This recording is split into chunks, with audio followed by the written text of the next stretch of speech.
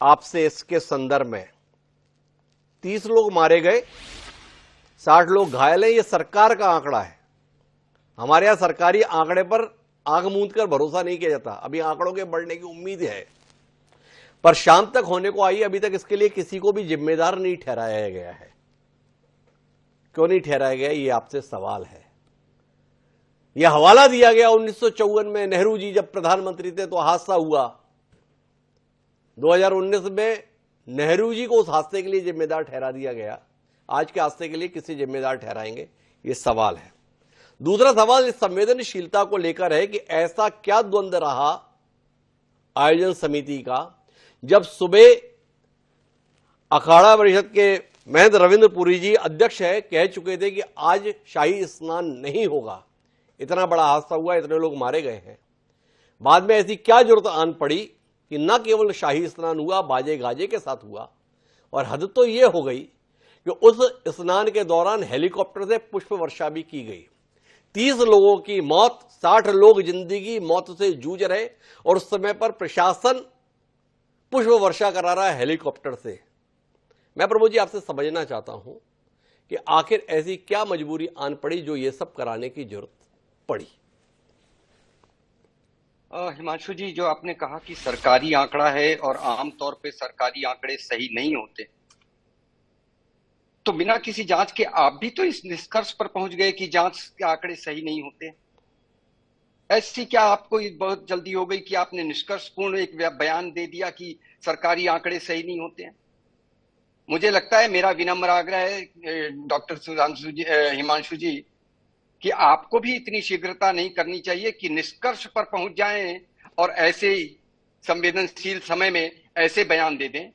आपकी भी भूमिका है कि सही दिशा में ही रहे चर्चा भी, और कोई ऐसा वक्तव्य नहीं निकले जिसके कि कुछ गलत प्रभाव पड़े।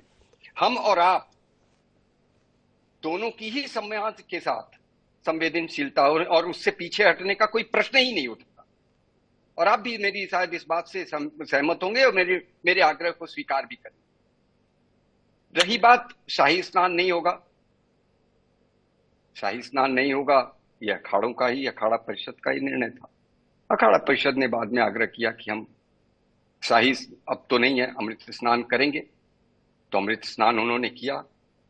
अब वो पुष्प वर्षा और शाही स्नान अखाड़ा परिषद ने या पूज्य संतों ने जिस तरह से स्नान करने की उनकी विधि है, अगर उन्होंने उसकी अपनी सनातन परंपरा और विधि को अपनाया है, तो इसमें आपको मुझे नहीं लगता कि इसमें कोई कष्ट होना चाहिए।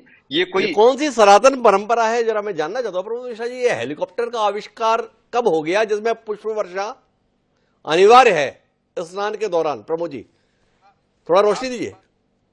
हाँ, आपकी बात करें तो आप क्या चाहते थे? आप ये चाहते हैं कि पूरा का पूरा स्नान ही आज के दिन रोक देना चाहिए? मेरा तो आपसे सवाल है कि आखिर जिस किस्म का हृदय विदारक घटनाक्रम हुआ प्रमोद जी, और अखाड़ा परिषद के अध्यक्ष ने ऐलान किया कि इतनी बड़ी दुर्घटना हुई है, हम बसंत पंचमी पर करेंगे, तो एक तो आपसे ये जानना है कि आखिर ऐसी कौन सी जरूरत आन पड़ी जिसके कारण से वो निर्णय बदला गया। और दूसरा, भारतीय जनता पार्टी जिसको सनातन संस्कृति के सबसे बड़े पैरोकार के तौर पर हम देखते हुए आए हैं, ऐसे शोक के क्षण में, ऐसे विषाद के क्षण में, ऐसे दुखद मौके पर इस प्रकार से पुष्प वर्षा की क्या वाकई आवश्यकता थी? प्रमोद जी आपसे सवाल है, यह नाराजगी का विषय नहीं, यह जिज्ञासा का विषय है, और आप जैसे संवेदनशील प्रवक्ता से इस पर एक सारगर्भित उत्तर की अपेक्षा है। जी नहीं, आप पहले तो, मैं अगर मेरी किसी बात से आपको ऐसा लगा हो कि मैं नाराज हो रहा हूं, तो बिल्कुल नहीं नाराज हो रहा हूं। और अगर ऐसा कोई शब्द या ऐसा मेरा कोई मेरे चेहरे से या मेरे बॉडी लैंग्वेज से आपको ऐसा लगा हो, तो मैं आपसे करबद्ध प्रार्थना करता हूं, क्षमा मांगता हूं कि ऐसा नहीं, मेरा मंतव्य भी ऐसा नहीं था, कहीं कतई नहीं था, और हो भी नहीं सकता जी। मैं अभी आप कहेंगे कि मैं शायद अतिरेक में जा रहा हूं। अब देखिए, पूज्य संतों को सरकार या प्रशासन आदेश नहीं देती जी, और ये त्योहार को फैसिलिटेट कर रही है सरकार जी। भाजपा की सरकार नहीं थी तो भी ये आयोजन होते थे। जी। सरकारें आएंगी जाएंगी, ये आयोजन नहीं रुकेंगे। जी। ये सरकारों का आयोजन नहीं है। ये जैसा मैंने आपसे कहा कि ये सनातन संस्कृति और परंपरा का एक अंग है, वो होता रहा है, होगा। क्या आज लोगों ने देवों पर, अपने आराध्य देवों पर पुष्प नहीं चढ़ाए? जी। क्या लोगों ने आज अपने आराध्य देवों पर पुष्प अर्पित नहीं किए? तो मुझे लगता है कि ये इतनी सूक्ष्मता में जाने की आवश्यकता नहीं है। हाँ, दुर्भाग्यपूर्ण घटना हुई, उसके प्रति यदि हमारी संवेदनशीलता नहीं है तो आप प्रश्न करने के लिए पूरी तरह से। चलिए, तो एक आखिरी प्रश्न करता हूं आपसे प्रमोद जी। इस चरण में स्वयं सरकार का यह दावा था कि 10 करोड़ लोग मौनी अमावस्या के दिन संगम में डुबकी लगाएंगे और हमारी तैयारी पूरी है। पूरी दुनिया का ध्यान आपने इस आयोजन पर केंद्रित करा के रखा है अपने प्रबंधकीय कौशल से। 7,000 करोड़ का भारी भरकम बजट आपने इस आयोजन के सफलतापूर्वक कराने के संदर्भ में आवंटित किया। इतनी सारी कोशिशों के बाद भी आज यह हादसा हो गया।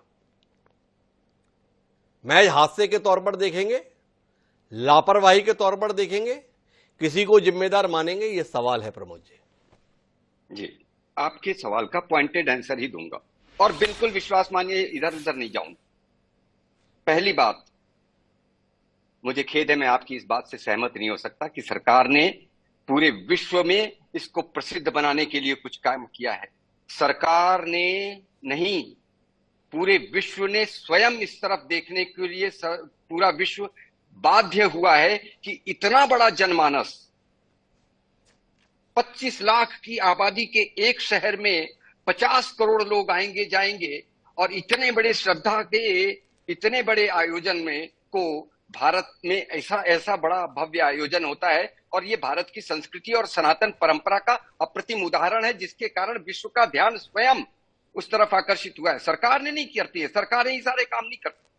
तो पहली बात तो मेरा इससे आपका खेद है। अब आपने आंकड़े दिए कि 8,000 करोड़ रुपए खर्च किए, तो आपने ये आंकड़े भी नहीं दिए कि शायद वहीं से कितने लोगों को रोजगार और कितने लोगों का वो हो रहा है, और economy is expected to be rolling around 3.2 lakh crore. But I am not going on that data. Why? Because today's incidents, we should concentrate specifically on today's incidents. आपका सीधा प्रश्न कि क्या भाई, जब पहले से ही कहा था 10 करोड़ के, तो कहां चूक हुई? चूक तो हुई क्योंकि दुर्घटना हुई है।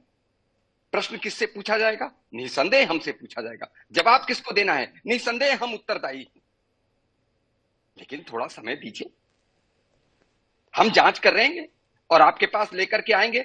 लेकिन जैसा मैंने कहा, यदि भीड़ डायनेमिक हो, और डॉक्टर सूर्य कुमार शुक्ला जी बैठे, शायद मेरी बात का कुछ थोड़ा सा समर्थन करेंगे, अगर मॉब इवैक्यूएट होती रहे, चलते रहे लोग, अब मैं कहूंगा तो आप कहेंगे कि मैं टाल रहा हूं, लेकिन ऐसे भी वीडियो सोशल मीडिया पे घूम रहे हैं जहां पर लोग कह रहे हैं कि भाई आप सोइए मत।